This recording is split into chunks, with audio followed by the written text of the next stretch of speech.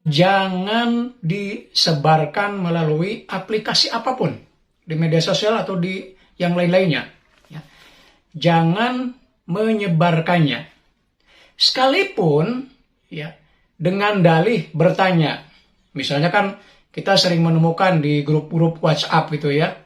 Ada seseorang atau anggota grup itu merasa ragu dengan berita yang diterimanya. Lalu dia sebar ke grup dengan alasan bertanya, teman-teman apakah ini hoax atau bukan ya?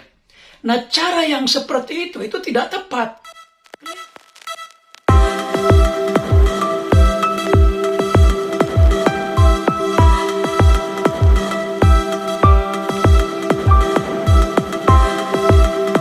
Nah teman-teman, saya akan melanjutkan salah satu pembahasan dari literasi digital, yaitu tentang bagaimana cara yang paling efektif dalam menangkal hoax atau hoax ya.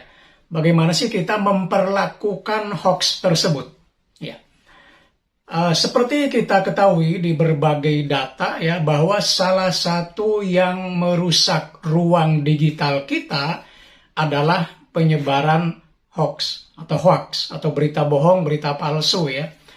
Di misalnya Mastel, ya, data yang dibuat oleh Mastel, itu beberapa hoax ya, itu dikaitkan dengan sejumlah isu dan yang menempati urutan pertama adalah isu sosial politik.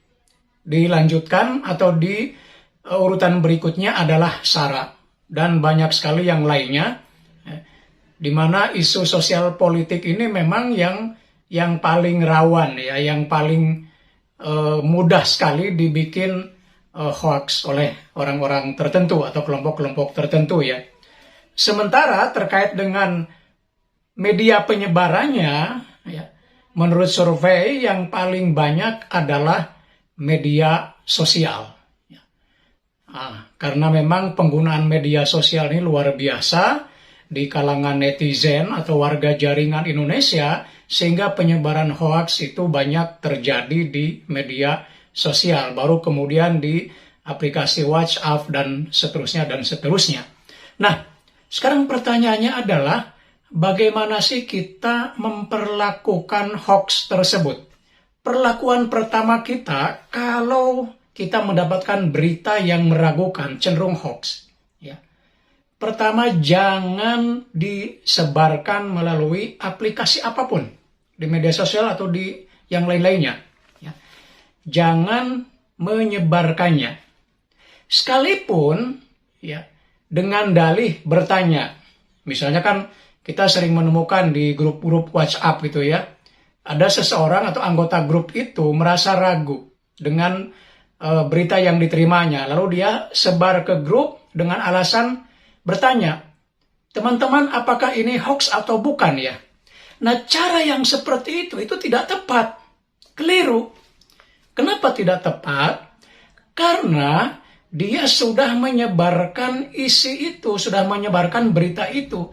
Dia ragu itu hoax atau bukan, lalu dia sebar ke grup-grup WhatsApp. Bisa jadi bukan hanya satu grup, meski dengan dalih bertanya. Kenapa itu tidak tepat? Karena begini ya, karena ketika dia menyebarkan berita itu ke grup itu, meskipun dengan dalih bertanya, dari sekian banyak anggota di grup itu, belum tentu mereka membaca pada saat yang sama.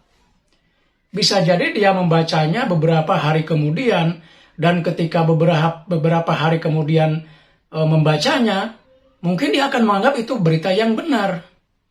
Ya.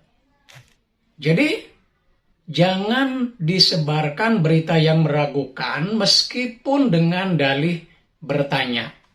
Itu tetap keliru ya. Nah lalu bagaimana yang tepat? Ya jangan menyebarkan, lalu kita verifikasi. Ya, kita tabayun kalau dalam bahasa agamanya dengan melakukan dua hal. Dari sekian banyak itu tadi saya bilang bisa direduksi menjadi dua hal saja. Pertama, verifikasi sumber berita. Verifikasi sumber berita. Misalnya, ya kita bisa melacak dari alamat situs. Ya. Apakah alamat situs itu meragukan atau meyakinkan? apakah itu portal berita atau bukan. Kalau misalnya blog, itu udah jelas bukan portal berita ya. Itu ya. Karena itu blog sifatnya pribadi biasanya. Yang kedua, kita juga bisa melihat ya situs-situs yang dianggap portal berita resmi. Menurut penelusuran Dewan Pers Indonesia, itu ada 43.000 ya yang mengaku sebagai portal berita. Tetapi yang bisa diverifikasi atau yang telah terverifikasi dari 43.000 itu hanya 300 saja. Jadi betapa banyaknya situs-situs yang mengaku portal berita tapi sebetulnya belum terverifikasi. Artinya di situ meragukan gitu ya. Maka peluang untuk penyebaran hoax-nya juga besar.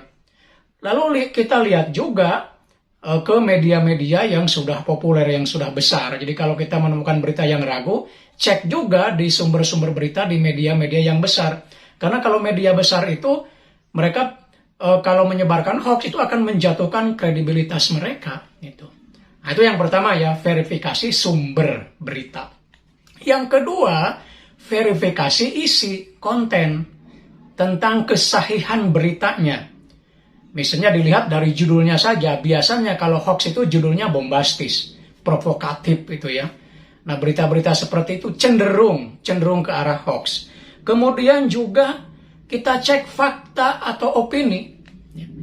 Karena yang namanya berita itu adalah fakta. Jadi kalau di situ berita, ya basisnya berita, maka adalah fakta, bukan opini. Kalau sudah opini kan udah pendapat si penulis. Nah, kalau udah opini, itu berarti tidak bisa diambil sebagai dasar gitu ya. Kemudian bukan hanya berita, foto juga perlu kita cek keasliannya. Ada banyak yang menyebarkan misalnya satu berita, foto yang ditampilkannya ternyata tidak relevan dengan kasus itu. Ya. Atau bisa jadi fotonya masih terkait tapi bukan di waktu yang bersamaan, foto di waktu yang sebelum-sebelumnya, sehingga menjadi tidak sah, menjadi tidak jelas. Jadi kita perlu cek juga keaslian foto tersebut. Nah kemudian kita juga bandingkan juga ya antara satu media dengan media yang lain tentang isi beritanya. Bisa jadi sama-sama diberitakan, tapi lihat isinya. Misalnya media ini isinya memang berdasarkan data-data yang dia punya, sementara di media yang lain, misalnya yang meragukan itu, ternyata isinya berbeda dengan yang lain-lain. Nah ini yang berbeda, itu cenderung agak meragukan gitu, dan itu bisa jadi cenderung hoax. Nah, kalau setelah kita verifikasi, baik dari sumber maupun dari konten atau isi, ternyata tidak meyakinkan, stop di situ. Jangan disebar. Jadi stop di diri Anda saja, jangan disebar. Kalau kita sebar berarti kita ikut menyebarkan dosa. Gitu ya. Jadi sekali lagi, terakhir ya, kalau yang tepat memperlakukan hoax itu, kalau kita sudah ragu dari awal bahwa ini hoax atau bukan, jangan disebarkan meskipun hanya untuk bertanya. Tapi verifikasi, kita bisa melakukan verifikasi, baik sumber maupun isi. Nah, demikianlah teman-teman, mudah-mudahan ada manfaatnya. Sampai bertemu kembali di video berikutnya, tetap